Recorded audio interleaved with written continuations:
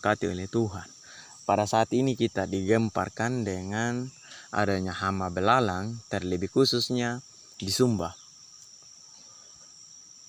Nah, pada saat ini saya mau membagikan sabda kebenaran firman Tuhan. Apa respon kita ketika adanya hama belalang ini? Telah 7 kali tula menimpa Mesir, namun Firaun berkeras hati tidak mau bertobat. Tula-tula dahsyat masih akan menimpa mereka.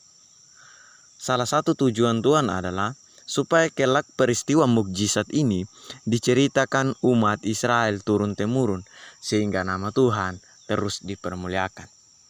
Bencana belalang yang akan menimpa Mesir sangat dahsyat dan melebihi bencana-bencana sebelumnya.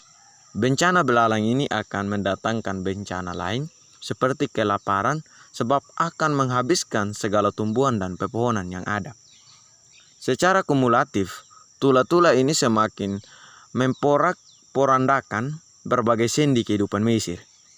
Para pegawai Firaun sudah menyadari bahwa mereka tidak dapat melawan tangan Tuhan. Mereka sadar pasti binasa, namun Firaun tetap mengeraskan hati. Nah, saudaraku yang diberkati oleh Tuhan, apakah Firaun sedang mempermainkan Tuhan? Dalam tula-tula sebelumnya, sikap Firaun terlihat seperti bertobat ketika tula dinyatakan. Tetapi, begitu tula diangkat, ia mengeraskan hati. Sikap yang sama ditunjukkan dalam menghadapi tula belalang ini. Sebenarnya Tuhan tetap berdaulat. Ia yang mengendalikan hati Firaun. Tujuan Tuhan adalah hendak mempertontonkan kuasa dahsyatnya yang tidak dapat ditandingi oleh ilah-ilah lain. Dengan demikian Firaun akan dipaksa tunduk dan mengakui kedaulatan Tuhan.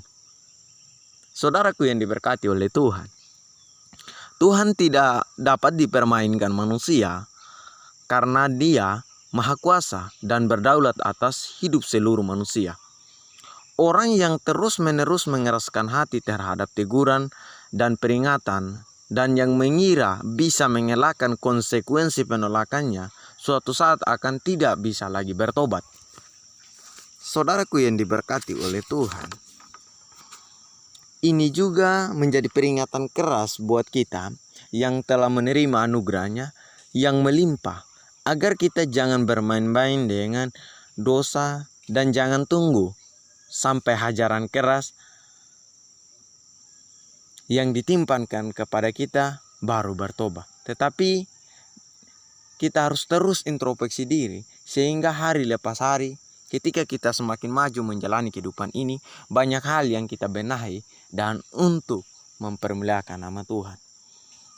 Tidak seorang pun dapat luput dari hukuman Tuhan bila mengabaikan kesabarannya yang menuntun pada pertobatan.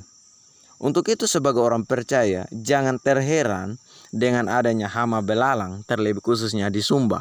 Namun kita kembali introspeksi diri, apa maksud Tuhan dengan adanya hama belalang? Dan pada akhirnya dengan kejadian yang ada pada saat ini, yaitu hama belalang, menyadarkan kita dan memampukan kita untuk berbalik seutuhnya di dalam hadirat Tuhan. Sehingga pada akhirnya kita menjadi orang Kristen yang hidup sesuai dengan harapan Tuhan. Untuk itu saudaraku yang diberkati oleh Tuhan, ketika terjadi hama belalang ini jangan pertanyakan kenapa hal ini terjadi. Kita harus mempertanyakan, sudah seberapa hal yang saya lakukan, sudah seberapa tenaga, pikiran, waktu yang saya luangkan untuk Tuhan. Ataukah saya pergunakan setiap waktu saya, ataukah saya pergunakan setiap hidup saya untuk melakukan hal-hal yang menyimpan dari kehendak Tuhan.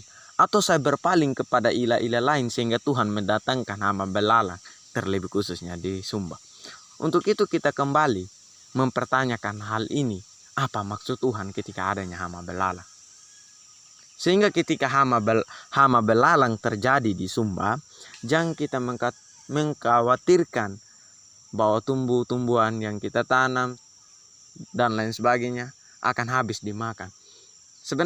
Kadang-kala itu yang kita khawatirkan, tanpa kita pernah bertanya apa maksud Tuhan ketika hal ini timpakan kepada saya.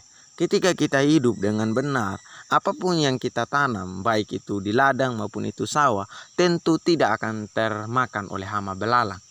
Karena kita tetap bersandar kepada Tuhan. Untuk itu, lewat adanya hama belalang di Sumba ini, saya mau membagi berkat lewat kebenaran firman Tuhan untuk kita kembali benahi diri, agar kita menjadi pribadi yang terus mempermuliakan Tuhan dan tidak pernah mempersalahkan Tuhan. Karena hal buruk terjadi di dalam kehidupan kita tidak hanya mengantarkan kita kepada kehancuran, tetapi Tuhan mau mengajarkan kita untuk introspeksi diri, sehingga pada akhirnya kita mempermuliakan nama Tuhan di tengah-tengah kehidupan kita. Lewat apa? Lewat kita punya sikap, lewat kita punya perbuatan terhadap sesama kita, yang pada akhirnya untuk mempermuliakan nama Tuhan. Tuhan Yesus memberkati dan menolong kita semuanya. Amin.